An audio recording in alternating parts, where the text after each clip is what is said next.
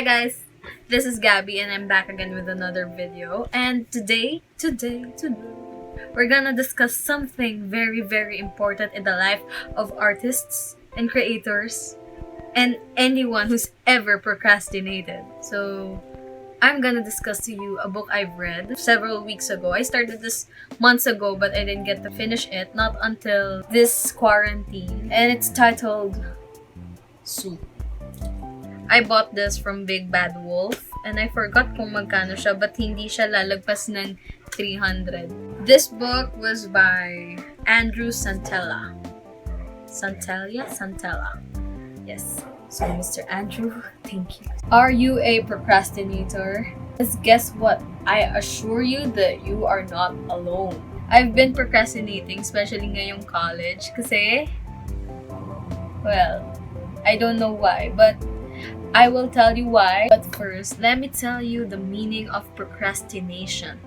According to Google, procrastination is the action of delaying or postponing something. Procrastination isn't a new term for all of us, and nagkaroon na ng research about it. And some articles say na it's not about laziness, and here's why. You know guys, even the best people, yung nakasulat sa history natin, are great procrastinators. What? Procrastinators sila? Yeah, what's the tea? Yes, that is the tea, and I am about to tell you 3 great people who are great procrastinators. Shall we? Hindi ito tea. So, mag-thank you kay Yuli kasi this is pink milk. Hindi nyo makikita, but baka matapa na yun. There were 3 people who were great procrastinators before they became great artists. And number 1, ang first person natin na was once a great procrastinator is Mr. Charles Darwin, the father of evolution. He's known for his books, and one of them is The Origin of Species. It actually took him 20 years para i-publish yung book na yun. Before that, he was doing other stuff. Like us artists, he was busy jotting, drawing, sketching, and scribbling. Pero, there's one thing na he devoted himself to, which was... And look at that! Eat barnacle chips. They're delicious. They are most certainly not delicious. Not the way I use them.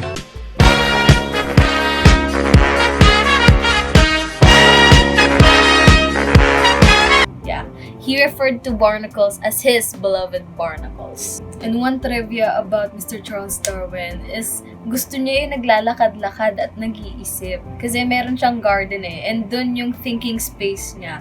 Just like any of us, meron din siyang thinking space. Siguro kasi, dun sa garden niya, his mind was at work. Although he doubtedly questioned kung bakit ba ang tagal nung in-spend niyang time sa barnacles.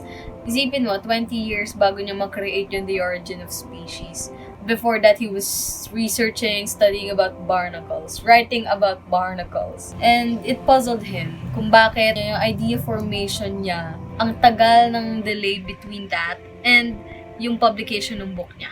We know Mr. Charles Darwin as a brilliant mind and a tireless writing mind. But then, what makes him human is yung delays niya. He was once also a procrastinator, which we can all relate to as humans. Kasi at one point or another, we procrastinated. Next person is... This one is a great one. Makaka-relate tayong mga designer and artist dito kasi inaral natin to sa art history. The second person is... Mr. Leonardo da Vinci. Yes, the great Leonardo da Vinci was once a procrastinator. No, let me rephrase, a great procrastinator. So yun nga, one time, si Mr. Leonardo da Vinci, he was looking for employment. You know, mahirap maging artist kasi commission yan Charot. Then, one time, sumulat siya sa Regent ng Milan. So, sumulat siya ng sulat sa kanya na ipapadala, hindi niya nilagay agad na painter siya. He wrote, the bomb. I mean the legit building catapults, chariots, portable bridges kind of bomb. Yun talaga yung legit na sinabi niya sa resume niya. Tapos huli niya lang sinabi na nagpe-paint siya. And guess what? Natanggap siya. And inassign siya sa trabaho as a sculptor. Assign siya para gawin yung sculpture na Grand Cavallo. And like many of his works, it never really reached completion during his time. Just like any artist, ang dami niyang idea, but he didn't quite grasp all of them. Hindi niya lahat na-accomplish yung idea na nasa utak niya. As in, like yung utak niya, ang daming ideas, yeah, boom, boom, boom, ang dami niyang ideas, pero hindi niya na-accomplish yun lahat. Pope Leo X even said na he will not accomplish anything. Isipin mo yun. Pope, sinabihan kang ganon. Bro, ang sakit na. I think he was heartbroken during that time. So, hindi ko lang ma-imagine na sabihan ako ng Pope ng ganon. Pero yun nga, during his lifetime, he only come to complete 20 paintings. And one of them is the Virgin of the Rocks, which he promised in 7 months, actually. He promised that in 7 months, but was later installed after 25 years in a chapel. So, imagine that. 7 months mo sinabi na gagawin mo yung painting, pero after 25 years, natapos at nai-install. He did have regrets, sabi dun, of not completing yung works niya. Also, he did not finish Grand Cavallo. Pero, nung nabasa yun ni Charles Dent sa National Geographic, and he decided to fund it, ang tumapos na sculpture na yun was Nina Cao. Actually, ang pinakamahirap na kalaban ng isang tao is yung sarili niya. So, he, as an artist, he battled with himself, yung ideas niya. Kasi minention din na perfectionist siya.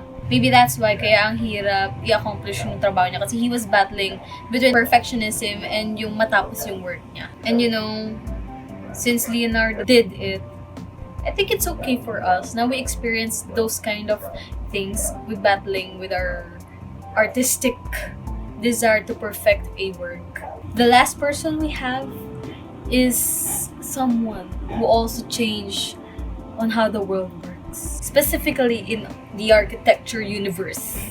Let me introduce to you the third greatest procrastinator, Mr.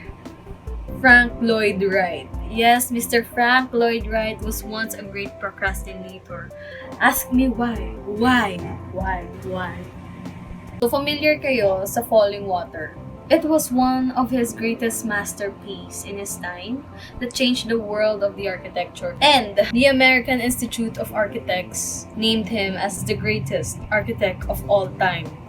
Wow, bongga ka, Mr. Frank. Yun talaga ay pinadesign sa kanya ni Mr. Edgar Kaufman. And Mr. Frank Lloyd Wright decided, Okay. sige, i-design ko yan for you.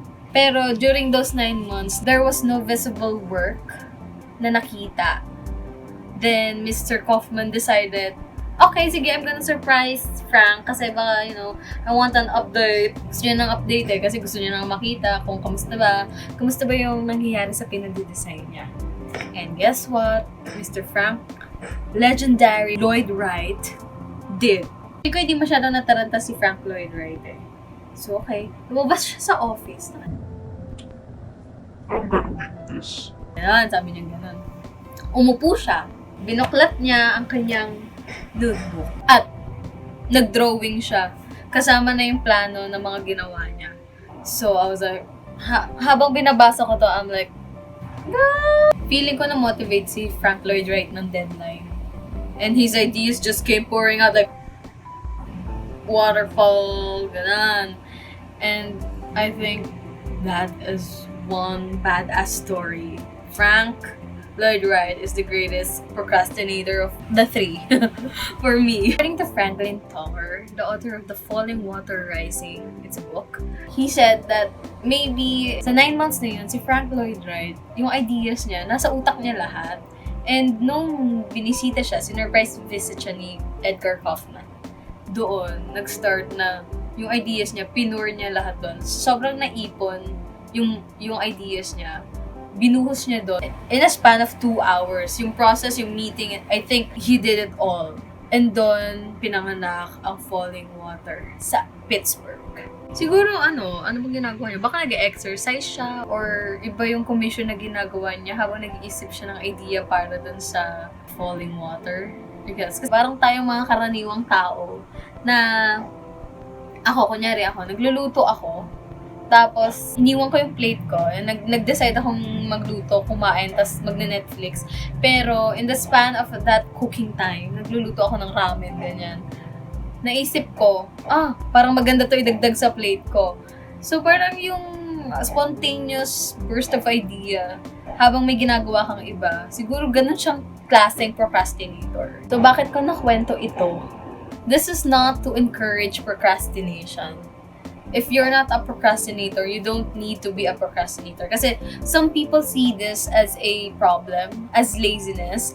And I've read articles na it doesn't have anything to do with laziness. To those people, young artists, writers, whoever you are, if you're a procrastinator, it's nice to understand from a different point of view.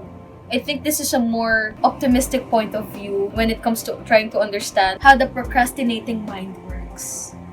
I think it's nice to dance instead of fear it. Kasi the more you fear it, the more it grows. Yes, the codes, girl! I'm here telling you these greatest people who were once procrastinators so that we can understand how their minds work and how we can relate it to ourselves na parang tayo din, procrastinator tayo, but we need not fear. But we have to understand and learn to dance with procrastination. You have to be careful when it comes to procrastinating because it's no joke. It can lead to a bad side. It can also lead to a good side. So, I'm only gonna tell you about Jack Kerouac because he's an example of procrastination that led to a series of quitting, a series of turning down opportunities, only for people to find that he was dispensable. He started a lot of things, but he never got to finish them. And one of the organizations he joined told him that he was unsuitable and his work was scant. You know, we can't escape the choices and responsibilities because life is full of choices. Life is a series of choices and responsibilities. For my fellow procrastinators, let me end this video with a quote from the Lichtenbergian Society. Grace melior est. Tomorrow is better. So procrastinate wisely. This is your girl Gabby and I am cheering to life, happiness, and all the in-betweens. Bye. Peace.